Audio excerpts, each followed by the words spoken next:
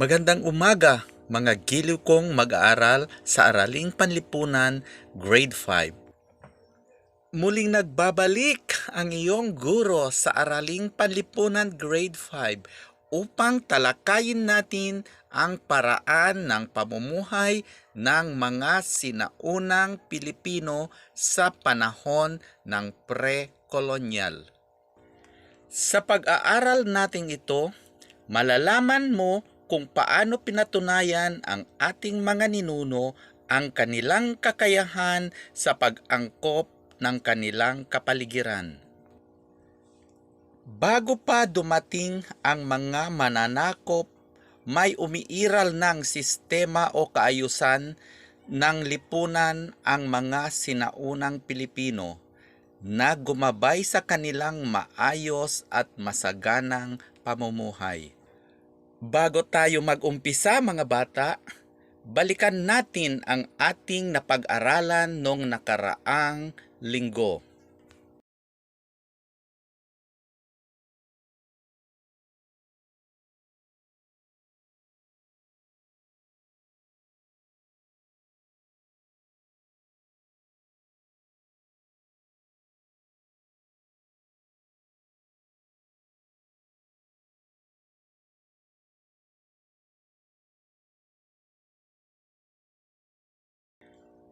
Maganda!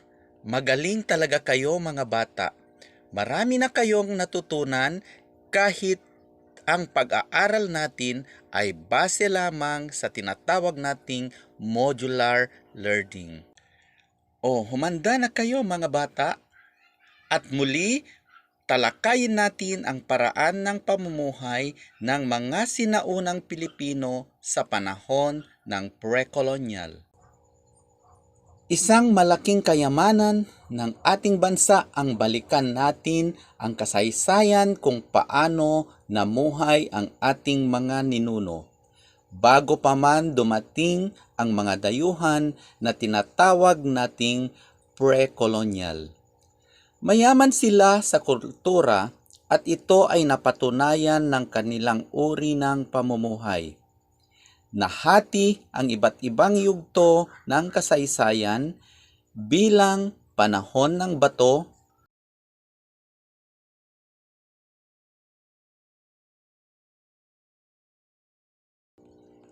tinatawag ang mga ibang yugto ng panahong pre-kolonyal.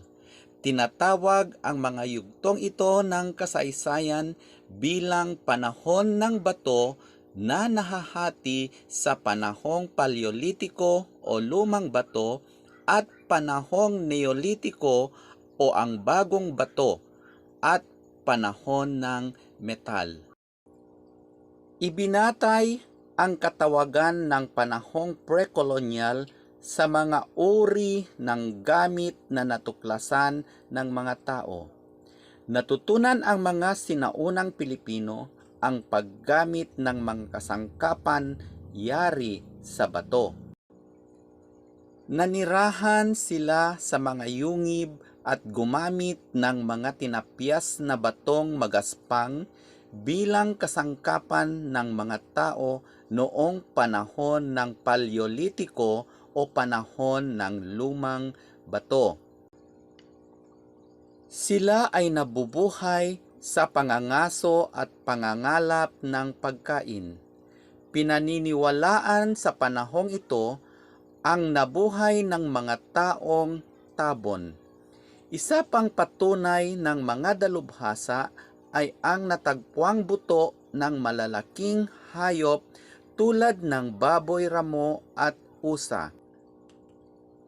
Ang mga butong ito ay natagpuan sa Guri Cave kung saan makikita natin sa Tabon Complex sa Palawan. At kung ihahambing ang mga astropologo ay higit na mahusay mangaso ang mga sinaunang tao at sa naturang yungib kaysa taong Tabon.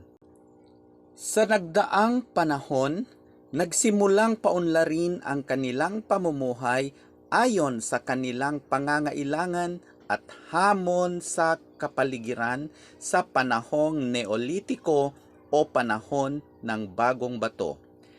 Dahil sa kakulangan ng pagkain sa kanilang paligid, nilisan ang mga sinaunang tao ang mga yungib at hinasa at pinakinis nila ang dating magaspang na mga kasangkapang bato. Nagsimulas na silang magsaka, mag-alaga ng hayop. Pinapaniwalaan ng mga astrologo na ang mga bronse ay buhat sa pangangalakal ng Timog Silangang Asya na nakipagkalakalan sa mga sinaunang Pilipino. Nahukay ang mga palamuting ito tulad ng linglingo at ilang yari sa jade. Ang pagkakaroon ng tiyak na pagkukunan ng pagkain ng mga sinaunang tao sa pamamagitan ng pangingisda at pagsasaka ang dahilan ng pagiging sedentaryo o permanente ang kanilang paninirahan. Natuto ring gumawa ang mga banga at palayok ang mga sinaunang Pilipino sa panahong ito. Ginamit nila itong imbakan ng sobrang pagkain at sisidlan ng buto ng kanilang mga yumao. Dahil sa pag-usbong ng kanilang uri ng pamumuhay ang mga sinaunang Pilipino, nagkaroon sila ng espesyalisasyon sa paggawa tulad ng pagsasaka, pangingisda. Pinapaniwalaan ng mga astrologo na ang mga bronse ay buhat sa pangangalakal ng Timog Silangang Asya na nakipagkalakalan sa mga sinaunang Pilipino. Nahukay ang mga palamuting ito tulad ng linglingo at ilang yari sa jade. Sa panahon ng metal, napaghusay ang mga sinaunang Pilipino ang kanilang kasangkapang metal. Patunay dito ang mga nahukay na talim, sibak, kampit, gulok, kutsilyo at iba pang sandata sa Kalanay, Masbate, Novaliches, Quezon City.